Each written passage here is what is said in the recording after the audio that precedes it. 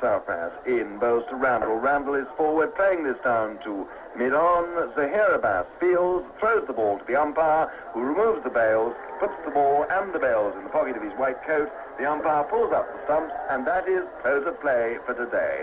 The score, England 233 for 3. Gower has 9, Randall 57. They are now 216 runs behind Pakistan's 449 for 8 declared, and so they need just 17 in the morning to save the follow-on. And their lunch score on this fourth day comes to us from Don Mosey. And resisting the temptation to say, please transport me straight back home, thought that at England's 325 for 4 at lunch, Gower has made 51 not out, Fowler 35 not out. So England recovered from the rather unpleasant surprise, not so much a shock, of losing Randall in the 4th over of the day. He was bowled by Sarfraz Nawaz shortly after he'd taken the new ball. The total was then 45 for 4, so England was still short of the 150. However, that was accomplished in the 7th over when Graham Fowler nudged a gentle single down to long leg. And that was 35, Gower 51, and England now heading for the draw, which has always been on the cards, 325 for 4. Final adjustments being made to the field, and now ready for the first ball of the afternoon, Abdul Qadir, who waltzes in around the umpire. It's over-pitched and driven straight out into the covers by Gower, and no run for him. Both bowlers round the wicket to the 2 left-handed batsmen. It comes again over-pitched and cracked away square by Fowler. That's going to be 4 runs. No one's going to catch that.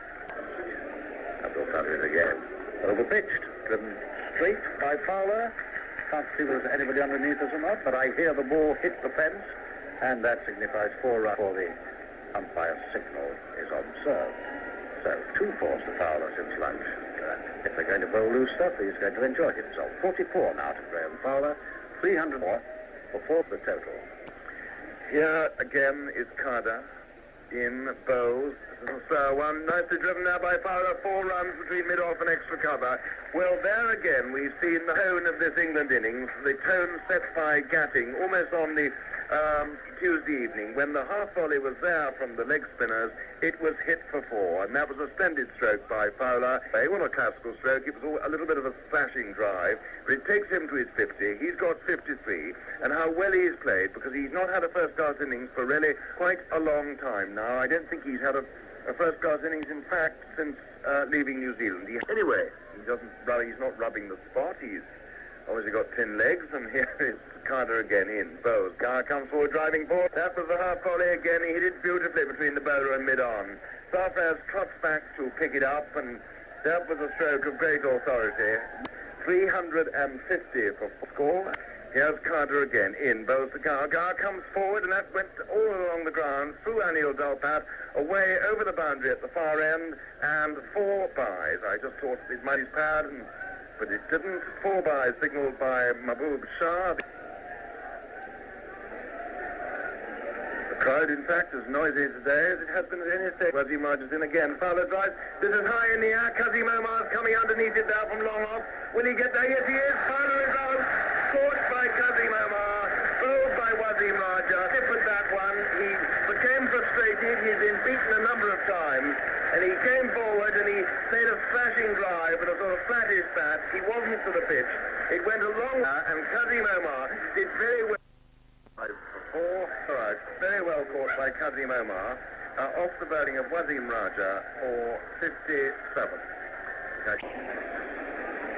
Carter in again to Taylor. In he goes, and Taylor again, but he's caught forward short leg, pushing forward to that one, and he is on his way. He's out for no score, and England are 361 for 6. Silly point. He was caught out on the offside, pushing forward to Abdul Qadir. Simon Malik, very good catch.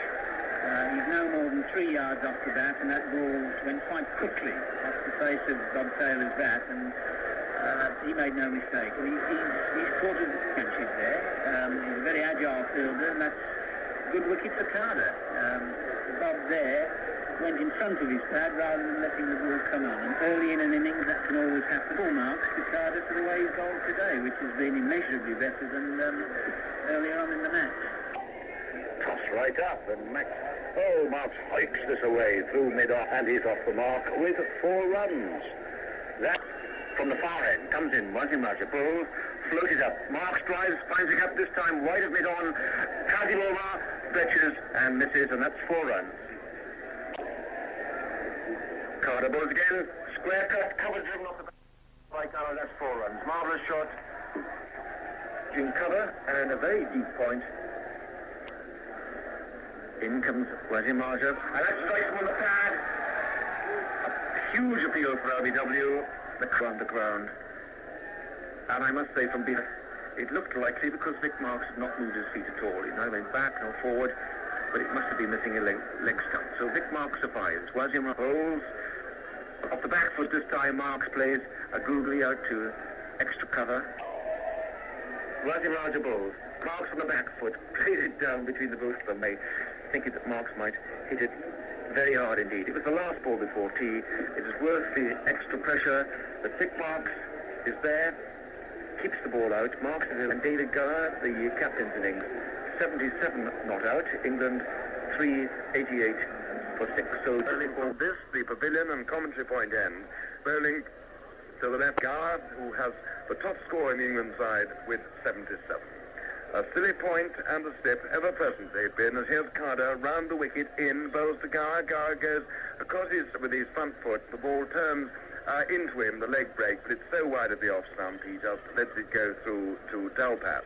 As Wazimraja's in, bowls to Marks, goes down the wicket, poke over forward square leg, mid-wicket really, and it goes away for 4. Well, Marks is doing a splendid job. It wasn't the most graceful of strokes. It was very much a sort of short arm. He took out the wicket and heaved across the line, hit it well.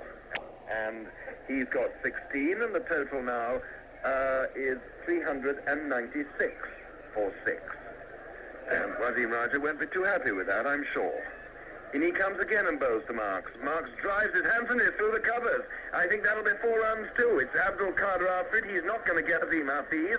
And Marks has got 4 for a lovely cover drive. It was over-pitched. Marks has really, I think, had a splendid match. He's now got 20. The score is 400 for 3. Qadir away from us to bowl to Marks.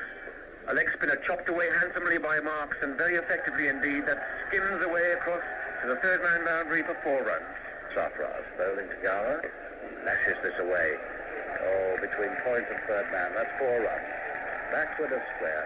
A loose one, a rare loose one from Sarfraz. It was going down. Ball to David Gower. In he comes, this is outside the off stump. Gower for back foot, a fine stroke through the covers. It'll be 4 runs on Gower's 100. No need to run for that. Full Gower shot. He holds his bat on high and acknowledges the applause, which in this part of the world has a vague resemblance to the slow hand clap. But you can take it. It is from this large crowd here. Vic Marks puts his arm round him. Gower puts his sun hat back on. Well satisfied. 101 not out. 400 for 6. Time for a quick comment before this next ball, Tony. And David Gower has been batting for that 100 333 minutes. He's faced 245 balls, and it was his 12th in there.